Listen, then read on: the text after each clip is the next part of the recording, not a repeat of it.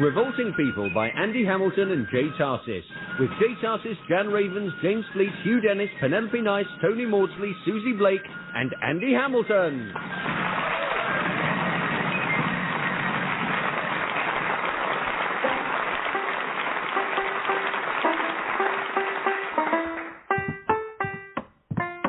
What are you doing? I'm playing. No, that's not playing. That's the cruel and unusual punishment of an innocent banjo. My friends tell me I'm quite the strummer. They're not your friends. Well, what makes you a music critic? You only got one ear. Well, thank God for that. It halves the pain. Now, look, I'm sorry, sir. You can't play a lick, sir. You should be blindfolded and shot, with all due respect. Isn't there something useful you could be doing, McGurk? Well, I'm a soldier. So the answer's no. Correct. Not a damn thing. And the irony is, with a revolution about to break out, you'd think there'd be villages to burn or plunder to plunder or innocent bystanders to kill, behead and ravish. Not in that order, obviously. No, that'd be a bit of waste. No, things are as quiet as a eunuch's codpiece, I tell you. I suppose I could always go out and hone my considerable talents as a spy. You spy? And what is so funny? Well, a spy is a creature of stealth, not a one-armed, one-legged man who jangles like a sack of pots and pans. Now, if you'll excuse me, I would like to continue with my magic fingers because I'm thinking of packing up my troubles and going on the road as a touring vagabond minstrel. Look, give me that banjo. Now, listen.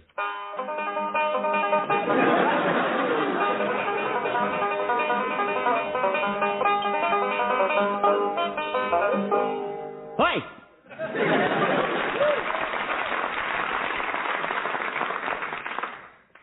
Well, in many ways, it's actually easier to play the banjo with one arm. There's fewer choices to make. Besides, the banjo wouldn't be my entire act, and my act would also include puppetry and age guessing and iron bar bending. You can't bend iron. Well, Joshua Ken often does. You've seen the church railing. Yeah. Begging your pardon, sir, but wouldn't it just be a lot easier to take that generous offer from your wife and her little Highland lassie bed muffin? You mean to buy my shop and then pay me to manage it? You call that generous? Are you insane? Oh, yeah, what was I thinking of? I forgot about the constant demand for iron bending and hand puppets. Yeah. And age guessing. Don't forget age guessing. Oh. For example, you're 42, right? Wrong. Well, that's why it's called guessing. And therein lies the excitement. You've been at the hemp again, haven't you, sir? And as regards Elizabeth's laughable offer, there's also the matter of pride, Sergeant. Samuel Oliphant will not quiver under someone's thumb, a mere chattel, shackled and yoked like a woman? Exactly. Oh.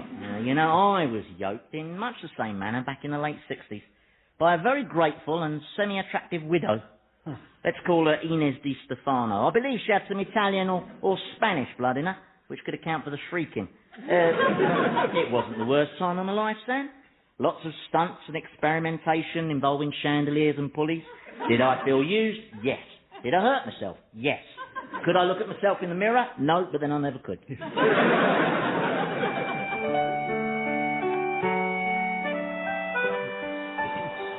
I say, Mary, that it's a bit late in the season for you to be revealing your alabaster shoulders in that way. You'll catch your death from exposure. Oh, but I'm flushed, Captain, from cavorting about the forest with you. Our game of hide-and-seek has got me into a lather. Come, feel how my heart's thumping away in my chest. Here, under this apple tree, seems a fine spot for our picnic. I'll just set down on the hump, huh? I said, come feel how my heart's thumping away in my chest. Why don't I wrap you in my military coat? Are you deaf? Why don't you just feel my heart? Mary, you shameless young thing. I'm the captain here, not you. I'll give the orders. Well, give some orders that involve passion every once in a while. Toss me around, treat me roughly, make my blood boil, do something. This is a public area, Mary. I could be court-martialed, and you could be pelted with rocks for fraternizing with British officers. Spat me. Mary! Damn it, man, have you got no gumption? Look at me lying here on the quilt, under this apple tree, breathless. My bosom heaving. What more do you need? A note from your mum, naked lute players? Now, listen here, you willful minx. I can be passionate with the best of them. See how my eyes flash and my nostrils flare? ho-hum. But I'll not fall into your trap, no matter how you tempt me. It's incumbent upon us to remain chaste. Until that time, we can be together always, free with the rest of our lives before us. What are you saying, Walter? What I'm saying, Mary, is... What I'm saying is... Even though I know we're from two different worlds, what I'm saying is... Say it! Before we both die of old age! I should like to ask for your hand. My hand? All you want is my hand. What about these? Don't you want these, too? Put them back, young lady. Listen to me. Oh, Will, it was just girlish exuberance. I really must protest. I propose marriage, and you immediately resort to brazen flauntings. Well, unorthodox, perhaps, but I didn't say no, did I? Then what do you say? Ouch! Are you all right? An apple just conked me on the head. There's something up in this tree. It has the appearance of a cow. Oh! Oh! Oh! Ezekiel, Spriggs? Yeah, sir. Let me help you to your feet. No, sir. I'm fine. Really, I need no assistance. I'm quite supple for a man of my avoirdupois. So, having a picnic, are you? I couldn't help but smell the breasts. Food. I couldn't help but smell the food. Why were you up in that tree? Well, I was measuring it. I'm deputy commissioner with the Maryland Bureau of Weights and Measures, so it's my job to measure trees as part of the annual tree census. Oh, you're measuring trees. That's interesting. Yes, well, that's just the half of it. We weigh them as well. How do you weigh a tree? It's a complex procedure that would be unfathomable to a mere layman such as yourself. No, please, I'm interested. Well, if we took this tree, minus this branch, using the Bureau's concentric girth speculum and a small shrub of known weight as a benchmark, obviously I then deploy the little-known von Schornhorst equation, where x equals the square of the roots. And you have to get it right. Oh, imagine what chaos might ensue if one were to miscalculate the weight of a tree. I laugh, but there's really nothing funny about that kind of faux pas. He's not weighing trees. I happen to know that this sorry sack of starch has been missing for days. Cora's beside herself with worry, and him with a brand new baby son. You've abandoned your family, Ezekiel. How could you do such a thing? Mary, honestly, you mustn't talk that way. Yes, she must. She tells the truth. I've been given the old heave-ho at the Bureau. Sacked for pomposity and inflated verbosity and blowhardism and windbaggery. Which, by the way, I've been attempting to remedy in my never-ending quest for terseness and concisiveness, which I should... Oh, please, God! Sorry. I went off on a bit of a tangent there. Like Cassandra, spouting the prophecies of Apollo before being slain by Clytemnestra. Where was I? Windbag. Oh, yes. So they asked me to leave. Oh, I'm sorry. I wasn't expecting you to stop so soon. So, what were you planning to do? Hibernate in the woods forever? Just until I died. I'll be honest, Mary, who would have missed me? Cora certainly wouldn't miss me. I mark her intake of breath and the way her face contorts into a mask of pain whenever she sees me, whilst my red-headed son cries uncontrollably. And is he really my son? There's a question. My mind keeps harking back to the baby Jesus, who also had hair of ginger. And one thing was crystal clear, my friends. Joseph Christ was not the lad's father. But Joseph didn't go skulking off to live in a tree, did he? And he continued supporting his family, even though he must have lost a lot of customers when he had to run away from Herod. Are you saying I should go home with my tail between my legs? Yeah. Maybe no one will notice the tail. But please, Cora mustn't ever hear about my humiliation. The only person apart from you who knows is McGurk, and I've bought his silence, albeit at a price I cannot afford. You've been paying Sergeant McGurk money? For his honesty and discretion, yes. I see. I'm an idiot, aren't I?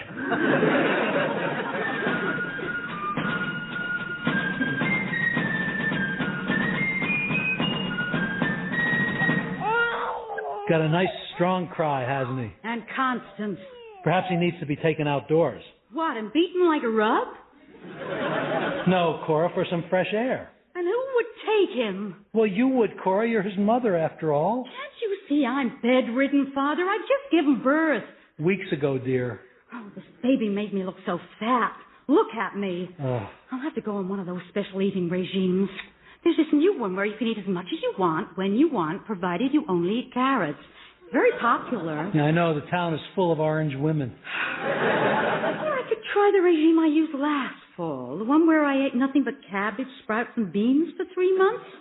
Do you remember that one? All of Baltimore remembers that one. Oh, no. Listen to him. What am I going to do? And now winter coming and my husband's gone off, I don't know where, so I'm left all alone to raise this creature with no servants.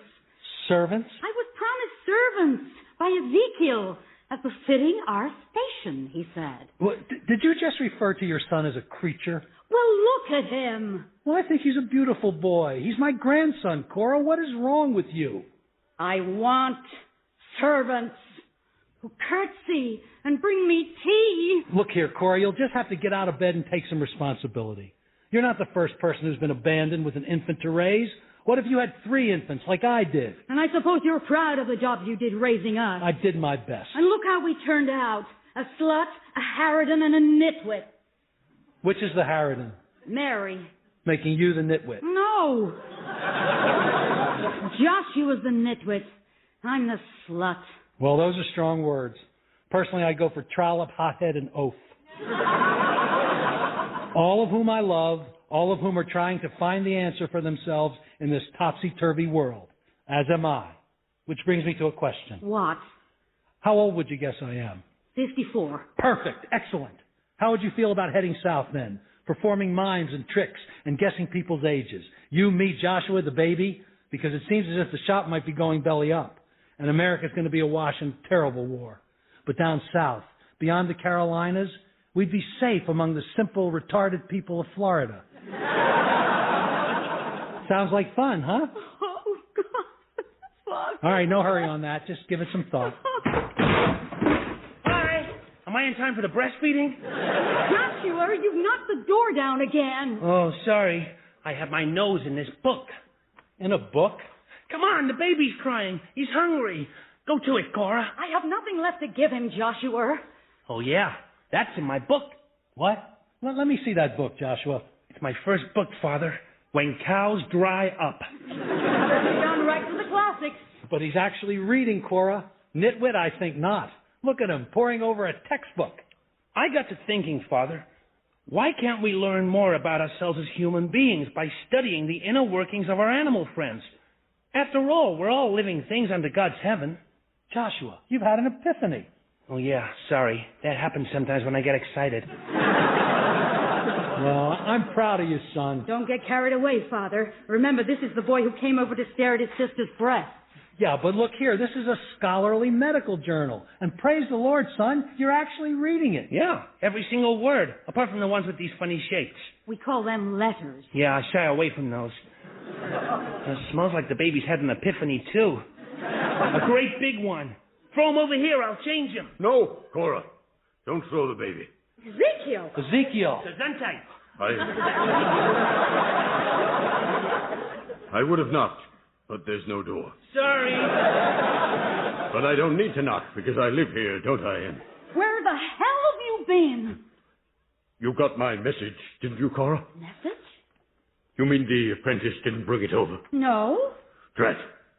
He was having some trouble with his horse, but he assured me... Where have you been? It's been a madhouse at Weights and Measures. We were ordered to measure everything in sight, teams of us, day and night. And then remeasuring. It's our persnickety chairman. He's never satisfied with the length of things. Constantly demanding new measurements. And that's the long and the short of it. Get it, the long and the short of it. Long and long and... Is there dinner then, my dearest? Why don't you ask the servant to make you dinner?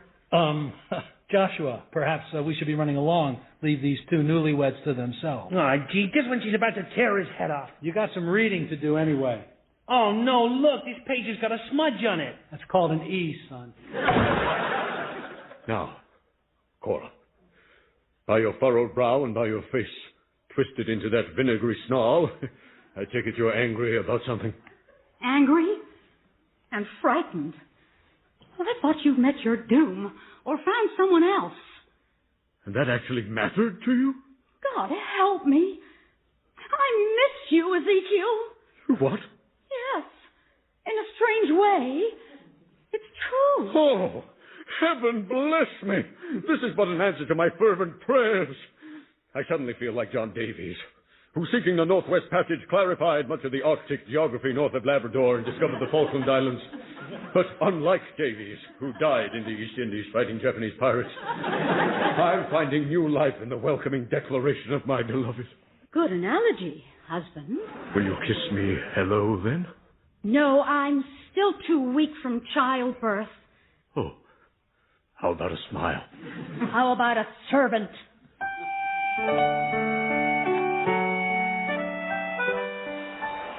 Well, now evening's approaching and it's getting cold and our whole picnic is ruined. And you still haven't given me your answer vis-a-vis marriage. And you still haven't tried to vis-a-vis ravage me. Don't you understand that my restraint is because of my respect for your honor? And don't you understand that sweets needs be tasted ere they're purchased? Where on earth did you hear that? I made it up. Oh, for pity's sake, it's highly irregular for a woman to behave in this forward manner. You're acting like a man. And you're acting like a child. The world's not like it was in 1730 or 1740, you straight-laced British strawberry fool. What does that mean? I don't know, I made that up too. Well, it's just all cockeyed. Anyhow, I'm leaving. I've got a very important secret rebel insurgent meeting at the livery stable. I didn't hear that. Yeah, who cares if you heard it? You won't do anything about it. You're just a typically English, lily-livered, pussy-footed, priggish prat. You can't talk to a British officer like that. It's a criminal offence. The punishment for which is 10 years hard labour, sir. Yes, thank you, McGurk. 10 years hard... What? Where's your voice coming from, McGurk? Over here. Behind this rock. I'm spying. But you're supposed to spy on the enemy. Oh, couldn't find no enemy, sir, so I'm practising on you, sir. Show yourself, Sergeant, now. Sergeant? Yes, sir? Why are you dressed as an elk? Camouflage, sir, for spying purposes. You like it? Where did you get it? Oh, made it myself. Had some spare time, figured, hey, I'll stitch me up an elk suit, as you do. Whittled the horns out of soap lifelike, isn't it, eh? You've been bored to tears, haven't you, Sergeant? As bored as the corpse at a funeral, sir. Were you listening to everything passing between this young lady and myself? Oh, I didn't hear any offers of marriage or requests for premarital horseplay. That's what you're suggesting, no? I've no time for this brainless British babble. I've got a revolution to spearhead. Don't let the Indians see you in that outfit, Sergeant. They boil elk, you know. She's a pistol, that one, eh? I can see why you want to tame that Mustang. Oh, I'm not prepared to talk to a man dressed as an elk. Move away. You could get us both shot. Isn't this a clever cosy, though, eh? A great military subterfuge.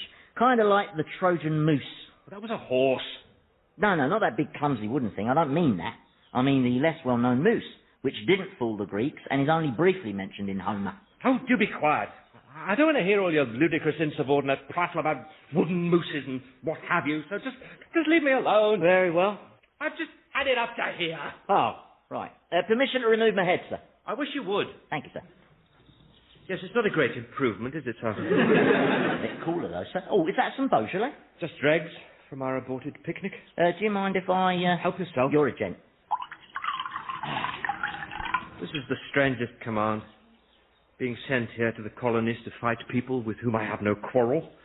Living in the house of the enemy and then falling madly in love with his hellcat daughter who's begging me to deflower her. Ain't ours the reason why, sir? Breeze, sir? I'm fine. Should I have done the deed then, as she persisted?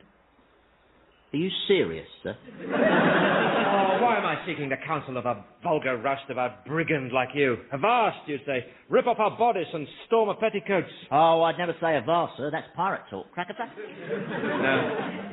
Women, eh? Huh. Do you want to know what I would do in a situation like this? As pertains to Mary? It pretty much pertains to all of them, sir, but it's got to be done with the utmost finesse. Finesse? Right, I get you. I'd appear in the dead of night dressed in this elk outfit. I'd do a rude mating dance outside her window, bellowing guttural noises and pawing at the turf. Then I'd void myself to mark my territory. Then I'd swing through her window, preferably an open one, on a vine. Then I'd blindfold her and shackle her arms to the bed frame. Then I'd pour a warm vanilla sauce over her. Then, and only then, I'd turn loose the cats. Good heavens. Yeah, you can use a chocolate sauce at a pinch, but basically that's it, yeah. When you say cats, do you mean wild cats? No, sir, domestic cats. I said finesse. Weren't you listening? Right. And if I did this, that would persuade her to marry me. No, I was just telling you what I'd do in this situation.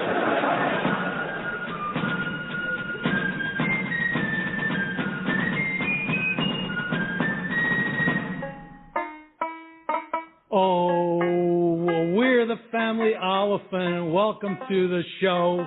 We'll guess your age and juggle your balls, and then we have to go. What's that? No. Oh, it's a customer. Hello, Samuel. Elizabeth, you shouldn't be here. What do you want? To reiterate my offer. Thinking it over. Look at this merchandise. Rotting, dust-covered, weevils in the rice, stale biscuits. I must be out of my mind. Now, I take offense at your calling my biscuits stale. Oliphant doesn't sell stale biscuits. They're merely extra firm. Agnes wants me to pull this offer off the table, you know. Oh, so Agnes wears the pants in your house, does she? We take turns. Well, I'll bring you my answer in good time. Time's a-wasting, Samuel. Yes, it is, and I'm sure you're very busy, and you'll want to be on your way, so... What of the children? How are they faring? Oh, you mean these past 20 years? Or these past few days? I want to see them, Samuel. I want them to see me. I want Joshua and Mary and Cora to know who I am and why I stayed out of their life for so long. But I know I don't have the right to just barge into your life, so I'll wait for your permission. Oh, mercy me, it's another customer. You see what I mean? This place is a gold mine. Hello, Father. I'm out of bed. Oh. Here to pick up some groceries. Oh, gracious. Cora, you hardly ever come to the shop these days. What an entirely delightful surprise. Ezekiel's minding the baby. He took the day off from his very busy measuring duties. Well, that's nice. And look! You're always complaining the shop's empty, but here you have a customer. Oh, yeah, it's a beehive in here today, only this lady's just leaving, aren't you, lady? Oh, yes. Aren't you going to introduce us, Father? Yeah, certainly I am. This is Mrs., Stale Biscuit. Right, Mrs. Stale Biscuit from, Ecuador. Oh, nice to meet you, Mrs. Stale Biscuit. Are you visiting Baltimore? Yes, just passing through on my way to... her farm in, Western... France. I'm here to see the famous... Baltimore... bird sanctuary and... Cheese Castle. Oh, Cheese Castle? Yeah, it just opened. So, Mrs. Stale Biscuit, are you a friend of my father's? No. Yes. No. Oh, are you sure you've never been to Baltimore before? You look very familiar. What sort of groceries did you come in for, Cora? It's in the way you move and speak. You remind me of someone. Yeah, everyone reminds somebody of someone. Perhaps a school teacher. Right. It'll come to me. What are we giving away free puppies or something? It's an elk. Oh, shoot it. It looks mad. Hold your fire, I'm human. Don't exaggerate. No, it's me, McGurk. See? Oh, yeah, we were confused by the musk, which is very much like your own. Oh, hello. What have we here? An interesting configuration of people. No, it isn't, McGurk. It's not interesting at all. Oh, all right, I see. Gotcha. Clam it up. I'll be leaving now, Samuel. I'm late for my... Thing. Exactly. Nice meeting you, Cora. I know. You look like Mary. No, I don't. Oh, who's Mary? My tomboy sister. Really? Well, good Lord, is that the time? I'm actually late for my thing now. Gotta mosey. Yeah. Bye-bye. Don't you see the resemblance, Father? It was uncanny. Mrs. Stale Biscuit. Well, you know, it's nice to see you up on your feet, dear, but I think that... Stale Biscuit. Yeah, funny name. We're not likely to see her again, are we? And now I'm closing the shop for the evening. It's too busy. I'm exhausted. I'm out of everything, so no groceries tonight. But, Father... And you got to get home to your good husband and your good house and good goodbye. Good... Think she suspected anything? Nah. There's nothing untoward about your behaviour. You should get into espionage, yeah? Fine piece of fakery, and I wouldn't think she noticed the twitching. What a trying day. Oh, you think you had a trying day? My day was no stroll through the woods. Oh, actually, that was exactly what it was, yeah. But hey, have I got news for you? Oh, what fresh hell. Brimshaw proposed marriage to Mary. Egad. She countered with an offer of a quick shag. Zounds. Yeah, and zounds? Yoicks. That's better. Oh, when I saw Master Joshua bandaging up a bear that didn't seem particularly sick. Oh, well, it's nice that he's pursuing a profession, but let's face it, How many rich bear doctors do you know? Yeah, true. But be fair, it's a wide open market. Yeah. Strange times we're living in, huh, Roy? Oh, I know. And off in the distance comes the thunder of musketry. Getting closer every day. See, this is why I want to head south. Perhaps something good will come of all this nonsense. Hey, who knows? If I live through it, I may stay on here in the colonies. Yeah, but not here, not in my home. No. Okay. Probably desert and join your militia. Wear your colours. What are your colours, Sam? I think they're lemon or peach. I'm not sure. Yeah. Then after the smoke clears, you lot might have yourselves a decent little country. What some might call a democracy. With an unambiguous constitution. A land where every man and woman, regardless of race or colour, has the right to vote and have their vote counted. At least once. That would be nice, Roy. I have a dream, Sam. I see a land of unlimited opportunity. A happy land where trusting homeowners leave their front doors unlocked. A land of rich, unfussy widows. Roy. Who like to shower old soldiers with largesse and rumpy-pumpy. See, Roy, now, I don't think that... Sam, please, don't tread on my dreams.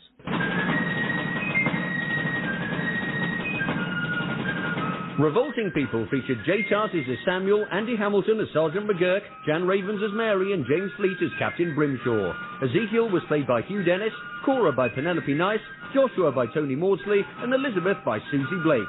Revolting People was written by Jay Tarses and Andy Hamilton and produced by Paul Mayhew-Archer.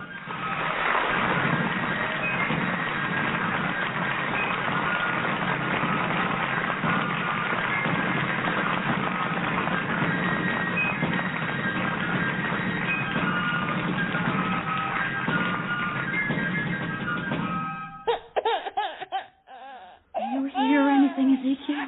Is it my turn again? You're closest. I am, dearest one. But only because I'm sleeping here in this hard chair, while you're in the bed, as usual. That's only because I don't want to keep you awake with my restless thrashing, beloved. I wouldn't mind a little thrashing.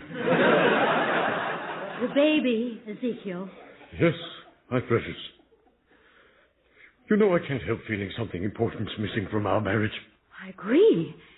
And do you know what that is? I've got a pretty good idea. Why will you not share it with me? I've attempted to share it with you on many occasions, sweetness. Only to be rebuffed. Why not remove it from your pocket and let me see it? You flatter me, my dear. Are we talking about the same thing? Probably not. I'm talking about your wages, which you don't seem to have brought home for a considerable time now. Yes. Well, that's because... Look, the truth is, what I'm trying to tell you is that baby really does need changing. And I'm on my way.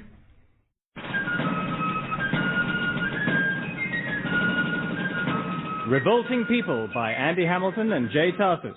With Jay Tarses, Jan Ravens, James Fleet, Hugh Dennis, Penelope Nice, Tony Maudsley, Philip Pope, and Andy Hamilton.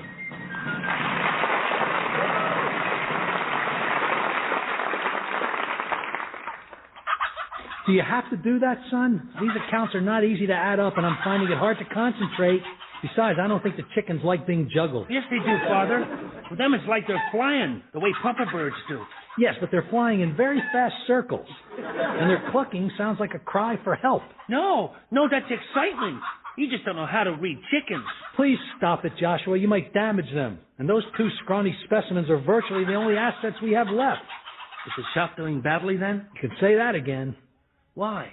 Why what? Why do I have to say it again? I don't like saying stuff again. It always makes me feel like I'm being ignored. And then before long, I find myself wondering if I'm some kind of idiot. Oh, I wouldn't waste your time wondering about that. Evening, Father. Evening, Joshua. Mary, where have you been? I wanted some help with these accounts. Oh, I've been off in the woods doing secret training with the revolutionary militia, preparing for the day we strike at the heart of the British Empire. And after that, I went shopping at Obadiah's. Our rival store, Obadiah's? Yes. But you always say Obadiah's an English-loving, two-faced Judas. And nobody sells nice soap. He sells everything. It's a great shop. And loyal customers get given a discount. You should offer that, Father. I don't have loyal customers. I don't even have loyal children. Don't you two realize that Obadiah's obscenely large emporium is one of the reasons nobody's coming to this shop? Oh, don't exaggerate, Father. 6 people came in today and they left with their arms full of goods. They were bailiffs. They were repossessing on behalf of creditors. What about that old lady? Yeah, she wanted to know how to get to Obadiah's. Now, admittedly, Obadiah's is only one of the problems dragging us under. There are other factors. Evening all. Evening. And here they both are. Stand easy, Todd. Permission to unscrew my wooden leg and soak my aching stump, sir. Yes, permission granted. I'd rather you didn't grant permission, Captain. My customers find that stump a little off-putting. Well, personally, I think the stump could be a bit of a crowd puller, sir. Morbid curiosity packs them in every time. Why do those chickens look dizzy? And, what have you been up to today, dearest Mary? Oh, this and that. We've spent all day on patrol in the woods, searching for armed rebels. Did you find any? Of course not. We're not stupid. You look tired, Captain. You could say that again. No, I'm not going to, and you can't make me. I see you're doing your accounts, Samuel. Gracious me, that's a big number. The one with all the exclamation marks after it, and the drawing of the little stick man hanging from the gallows with the word me written underneath. Yeah, well, that's a pretty depressing debit column, and it's not helped by the fact that I'm legally required to lodge and feed you and the sergeant here. And I suppose now you'll be wanting supper. No need, Samuel. We bought some victuals at Obadiah's. Obadiah's? Yes, it's a very impressive store. Yeah. There's soothing music from a mechanized harpsichord, and one of his boys holds the door open as you leave and tells you to take care now. You see, how can I possibly compete with harpsichords and homilies from door-holding children? No, if money doesn't materialize in the next few weeks, this shop will go out of business and my children will have no inheritance. Oh, you mustn't worry about me, Father. As you know, I'm going to be a doctor. A doctor? Yeah, the animals. I love animals. But you spend a lot of your time hunting animals. But hunting animals is an expression of your love for them, Captain. Ask any huntsman. Yeah, but who in their right mind is going to spend money just to make sick animals better? I mean, if a critter gets sick, you kill them and cook them. That's right. Yeah, and if it's a tortoise, you grill it and pretend it's a pie with feet. Well, I'm with the sergeant, Joshua. I can't see it working. Why not? Animals like me. All sorts. Cats, dogs, pigs, bears. Well, bears only like you because they think you're one of them, on account of your height and the fact that you're so good at wrestling and raiding those beehives. Well, that's my dream, Father. Well, dreams are not reality, son. Reality's a nightmare that's accelerating pell-mell towards bankruptcy, poverty, starvation, which is a slow, lingering death, I'm told. Father, you're panicking. I know, and knowing I'm panicking is making me more panicky. That's how panic works. Panic begets more panic. And before you know it, you're in the madhouse, chained to the wall and biting through your own tongue. Samuel. Until the dreadful final panic that stops your heart beating and then, wah! Apologies for kneeing you in the bollocks, sir, but I did need to get your attention. Perhaps we could have a quiet word in the corner? Yeah, I can limp that far if you can. Right. You see, the thing is, sir, you do have a possible answer to your problems, namely, and to wit, that somebody has offered to buy the shop from you. Oh, you mean my erstwhile wife? And her buxom Scottish nighttime lady friend. Yeah, now what's the problem with accepting their offer? 2 problems. Namely, shame and humiliation. Oh, I've never seen the point of shame. What's done is done, and you can't put the piss back in your bladder. Well, that's hard to argue with, but it still leaves humiliation. Well, when you look like I do, humiliation's not worth worrying about either, you see? Well, it worries me. And I'm not prepared to suffer the indignity of selling to the woman who humiliated me all those years ago by deserting me for the charms of some home-breaking female nipple tweaker. Now. Don't fall victim to pride, Sam. It's one of the 3 deadly sins. 3? Yeah. Pride, sloth, and envy. What happened to wrath, gluttony, avarice, and lust? They're sins.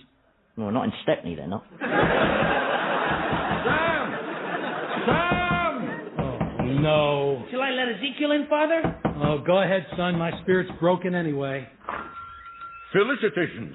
Shouldn't you be at work? Work? Oh, yes. Well, I've taken a short sabbatical to bring you momentous tidings. Perhaps the most momentous since bold Odysseus stood on the Ithacan shore and revealed to his beloved Penelope Just give it to us without the dead Greeks. Your Aunt Sybil has died. Our Aunt Sybil has died? Yes. You mean our beloved, extremely wealthy Aunt Sybil has died? Oh, that's very sad. I'll miss her terribly. Why are you dancing like that? Well, see, I'm not dancing with grief. Grief is a funny thing. Affects people different ways. Personally, I break into a tarantella. Cartwheels. Woohoo! Yeah. That too. See, it's an old family tradition. Aunt Sybil loved cartwheels. Oh, I think I remember her. Wasn't she the one who hit you with a plank of wood if you smiled at her? Yeah, well, she could be a little on the stern side, but deep down, she had a heart of gold. Exactly how rich was she? Well, as I understand it, her late husband was a slave trader who made his fortune from his two for the price of one offers. Yeah, he died last year. How old was he? 41. Oh, pretty good innings then. Yeah, above average. Aunt Sybil inherited all her fortune from him, and now we'll inherit from her. Well, first of all, the we is inappropriate, as you are not an Oliphant. And what I also find distasteful is you should be sharing out her fortune when the poor woman is barely cold. Were you all very close? Close-ish, yes. But sadly, we didn't see as much of her as we'd have liked because, She was a horrid old witch. Oh, Mary, you are very wrong to call her a witch because she didn't float when they threw her in that pond, and thereby proving she wasn't guilty of witchcraft. When is this will being read? Oh, do you mind, McGurk? I have just lost a member of my family, and right now there are more important things than when is the will being read. In fact, I'm so upset I very much doubt if I shall even attend.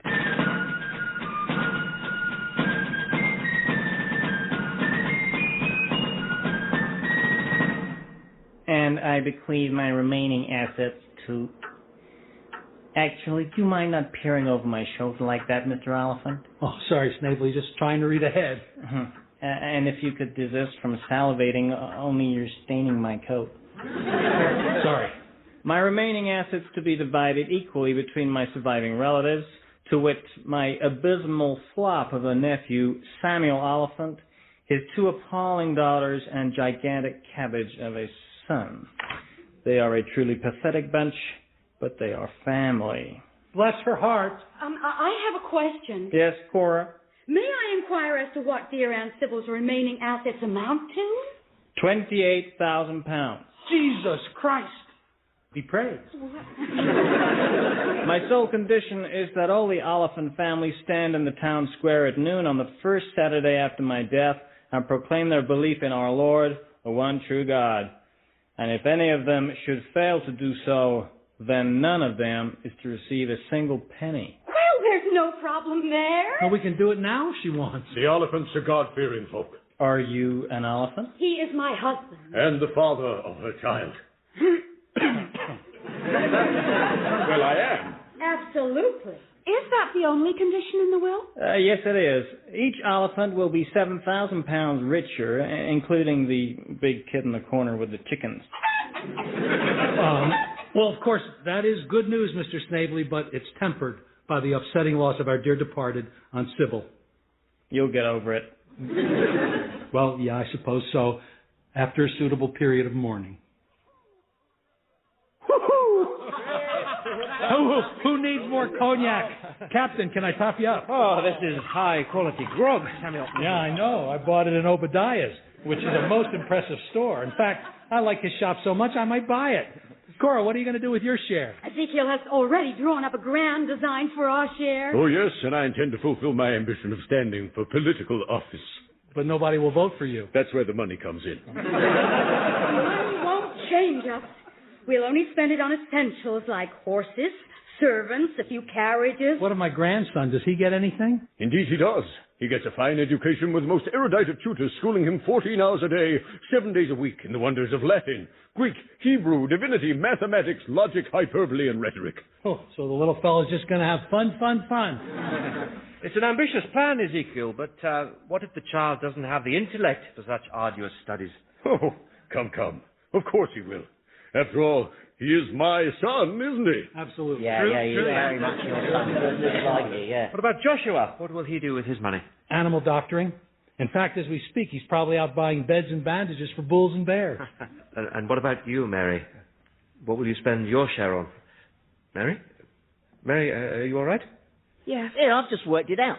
£7,000 is the equivalent, roughly, of robbing 360 stagecoaches on that very dark, wooded bit of road on the edge of Epping Forest, for example. Looks like my money worries are over, which means I shan't have to throw myself at the mercy of my wife and her Caledonian ear nibbles. Oh, yeah. A toast to the incomparable beneficence and largesse of the dearly demised Dowager, the late Sybil Truscott, née Oliphant. To the late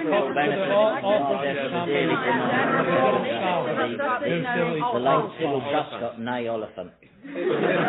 And just think, by this time next week, we'll have collected our due. Well, I, for one, will be proud to declare my faith in the God who has smiled on us so. Hallelujah. Yes, indeed. We'll all be proud to do it, won't we, Mary? I won't be declaring anything. Sorry, Mary, I didn't quite catch that. Well, I shan't be declaring anything because I don't believe in God. Cover the infant's ears, Cora. Blasphemy is in the air. You don't believe in God? No. Oh, Satan is sharpening his pitchfork for you, young lady. You be quiet. Now, Mary, dearest, I think there's been some sort of misunderstanding, see? No, there's no misunderstanding. This is supposed to be an age of rational enlightenment, and yet we still imagine our fate is decided by some old fool sitting on a cloud. Well, I don't believe in him. Fetch a stick, Sam, and we'll beat her back into righteousness. Do you really not believe in him, Mary? No, I can't see the need for him, if indeed it is a him. But from God, all authority is derived. If you take away God, you're left with chaos. Or freedom. Freedom, chaos, it's all the same thing. The stick, Sam, the stick, and make it a big one. Tell her, Father. She's just being selfish. Tell her. No, Cora, I shan't dictate to Mary. I'm proud of the fact that she's a woman of strong mind and independent principle. Thank you, Father. She's also a woman of great intelligence and pragmatism who appreciates that while principles are important in life, they're not important enough to come between her family and 28,000 big ones. Isn't that right, Mary? Isn't that right, Mary?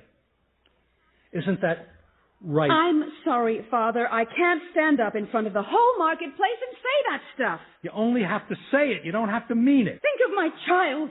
If you deny us this money, you will be forfeiting your nephew's future happiness. Money can't buy happiness. Ezekiel, fetch the stick. One's inner being is more important than money. Make it 2 sticks. Please, this is the 1770s. We don't settle disputes with sticks, but with reasoned debate. Mary, dear, sweet Mary, let me free you from all this foolish nonsense by proving to you how you're mistaken. Well, just as long as you don't patronize me. I wouldn't dream of patronizing you, my little puppet.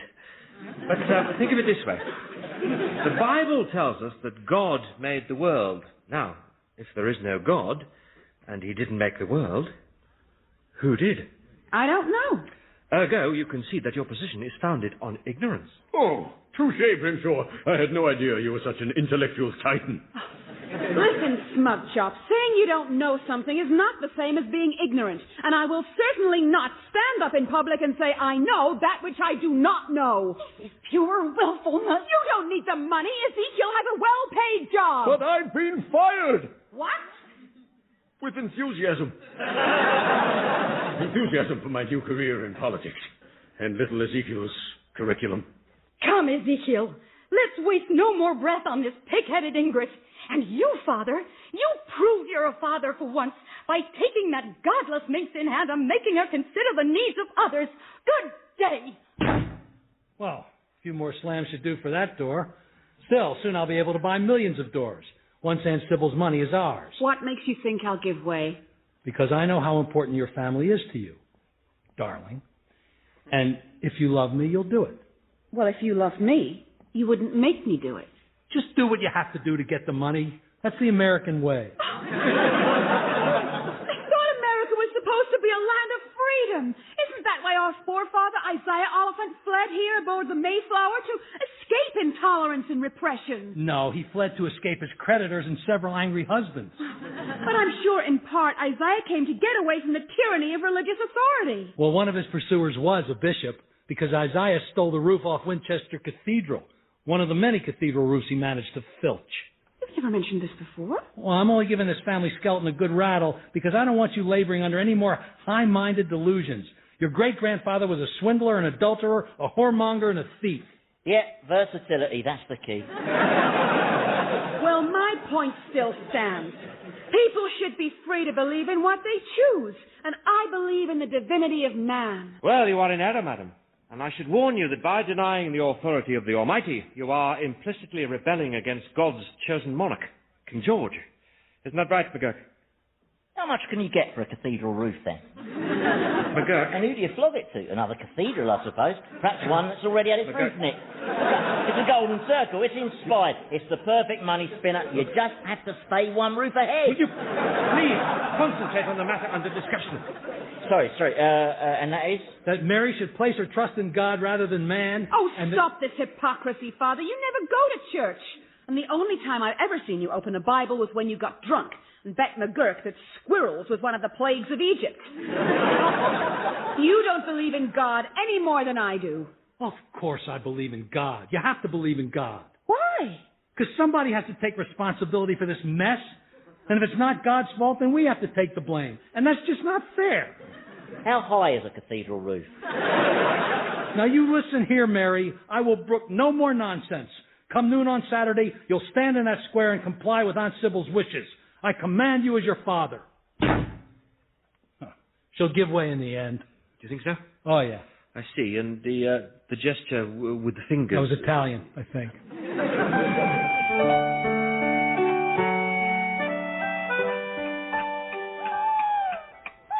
Oh, well, here goes. Dear Lord, this is the first time in a long while that I've got down on my knees and prayed to you. See, I'm in something of a pickle, and I'm not sure what to do.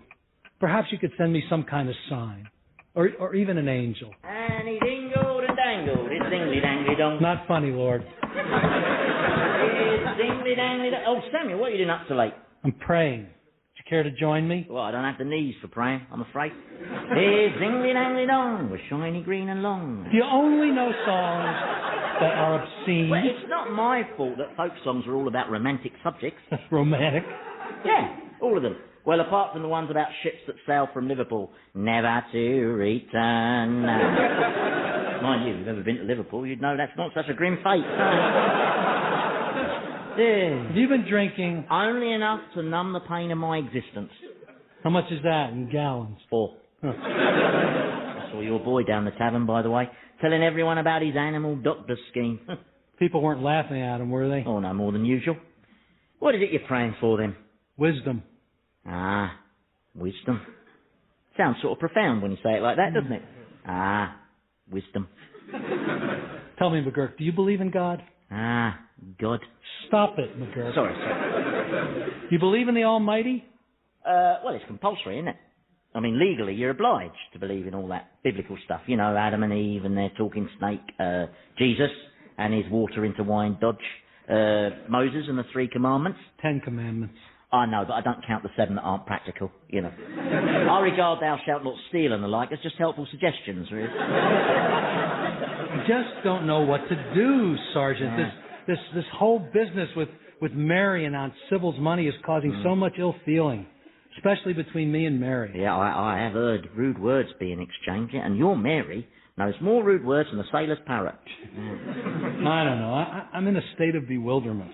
Ah, bewilderment. Stop it! What do you think I should do? Well, the way I sees it, yes, you could force Mary to comply, but at the risk of destroying her love for you. And is anything worth that? It's only money, after all. Well, that's funny coming from you, McGurk. I was rather under the impression that money was quite important to you. Well, what made you think that? Oh, I don't know, little things like the way you steal from my cash box. Obviously, I read too much into that. Yeah. You see, all I know is, when the ordure hits the bucket, the love of a daughter counts for more than money. You know, McGurk, I've got this nauseous feeling in the pit of my stomach that tells me you just might be right. Or it could be gas. Oh.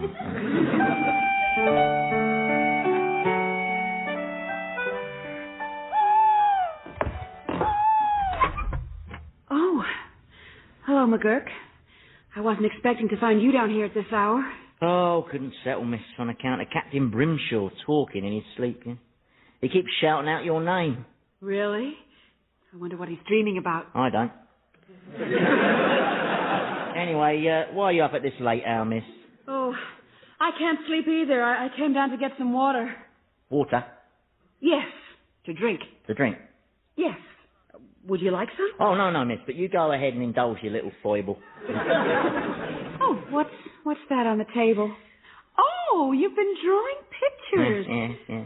What's this one? A drawing of St. Paul's Cathedral? Yeah. It's an incredibly long ladder. Leaning up against the dome. Yeah. Just dreaming. You draw well. Well, thank you, miss. And this is one of my sister Cora. Naked. Why is she naked? Because I haven't drawn her clothes on yet. Yeah, an artist works in stages, you see. Yeah. Tell me, McGurk, as a disinterested observer, am I being pig-headed over this whole Aunt Sybil nonsense? Well, what do you think, miss? I think I am. I think that I could end up sacrificing my family's love because of an inflexible adherence to principles. Well, what if I do swear allegiance to the Lord? What does it cost me? They're only words. True, miss. Only words, and you will retain their love. That's right. Yeah, and all you'll have lost is your honour, integrity, and self-respect. Yes. But the way I see it, Father will never have money worries again. Oh, yes, true. In fact, he'll have more money than you'll know what to do with. Yes, which is nice. Very nice, yeah, provided he doesn't fall into that familiar spiral of excess, debauchery, opium addiction, and death. Oh, money wouldn't affect him like that. No, Father has good judgment. I'm sorry, did you say something? No, miss, no. And of course there's the others to consider. True, yeah, and Cora and Joshua and Ezekiel are all intelligent and sensible people. I'm sure they can be relied on to spend the money prudently. I'm sorry, did you say something? No. So are you suggesting that it'd be better for all concerned if I stood firm by my principles? Well, it's good to have principles. Well, you don't have any. I can't afford them. Oh, when you live by the bayonet, miss, morals come as cheap as a Stepney whore on a wet Tuesday. And that's pretty cheap, right? 2 farthings at the outside, one if she's ugly. Well, McGurk, this is not the advice I'd have expected from you, but, oh, damn it, you're right. I should stand on my honor. It's important to be able to look yourself in the eye and stand on your own 2 feet. Yeah, those were the days. You know, McGurk, I had you down as a disgusting and ignorant barbarian. But I can see now I was only half right. Oh, thank you, miss.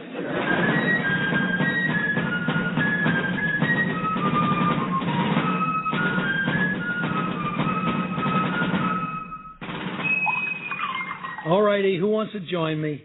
I have a quart of Obadiah's finest cognac that I put by to celebrate. And celebrate I will. I'm celebrating my imminent penury, abject humiliation, and shameful shame. I suppose the philosophical way to look at it is that although Mary lost you the money by not turning up in the town square yesterday, she only lost you money that a week ago you never knew you were going to get in the first place. Oh, go sit on your sword and shimmy on it. Joshua, will you stop juggling those chickens? It's medicinal. They're looking peaky, and I'm trying to boost their morale. Well, bang goes your animal doctor scheme, Joshua, and bang goes young Ezekiel's schooling. £28,000. That should have been ours has gone instead into a charitable trust to be administered by Snavely the lawyer, who I understand has now disappeared, along with his neighbor's wife. Never trust a lawyer or a wife. I'm doomed. Exactly how big is your debt, Samuel? It's as big as your big fat English ass. I'm only trying to help. You could still sell up to your missus. Oh, shut up, Stumpy. Well, we're going to see the magistrate with a view to pursuing that weasel of a lawyer, Snavely. And if I see that blaspheming daughter of yours, Samuel, I shall whip her sinful hide. If you touch Mary, I'll rip your head off your shoulders and stuff it so far up your backside you'll be peeping out through your belly button. Elegantly put, son. Come, husband. I guess we're not welcome here. Good guess. This family's in trouble, Samuel. Like the crew of the doomed Argos, sailing towards the twin perils of Scylla and Charybdis, whose clashing rocks guarded the channel. Elegantly slammed, McGurk. Listen, Sam, I know it's just a drop in your stormy ocean, but I could spare you some money out of my savings. Your savings? Yeah, I can only spare £500. £500? Yeah, but it might buy you a little time with your creditors. See you through your present emergency. Well, Roy, I don't know what to say, other than, well, thank you. I'd offer you a drink, but I've just drained this cognac, I'm afraid. Oh, don't you worry. You take my arm, and we'll adjourn to the tavern. With your permission, Captain. Permission granted, and well done, McGurk. I'm proud of you. Off we toddle then, Samuel. Well, that leg, Sergeant, is that new? Oh, do you like it? Yeah, I just bought it. £65. It's best pine. Yeah, the smell masks the aroma from my bowels. Well, that's a turn-up. £500, plus that new leg. I had no idea McGurk was so well placed financially. Well, I think perhaps someone left him a bit of money in their will. Huh? Why do you think that? Well, because I saw him in a tavern last week, and he was laughing and shaking hands with Snavely the lawyer. Oh. Huh. Right. Well, good luck to him.